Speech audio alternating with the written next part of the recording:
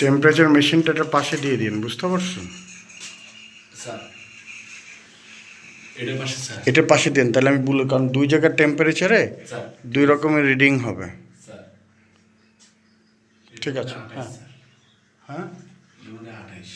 হ্যাঁ, এখানে 26 হাতে দুইটা পাশাপাশি, কারণ এটা সেন্সর তো এই জায়গায়, হ্যাঁ এই জায়গায় সেন্সর, এই জন্য এর পাশাপাশি দিলে ওই রিডিংটা হবে এখানে।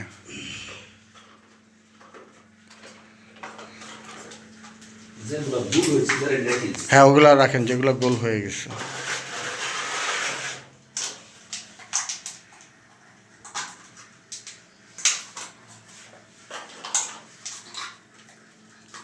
আর যেগুলোর ভেতরে যে খোলস রয়েছে না, ওগুলো ক্লিন করতে বললেন, হ্যাঁ স্যার এই যেগুলো একটু ক্লিন করতে বললেন।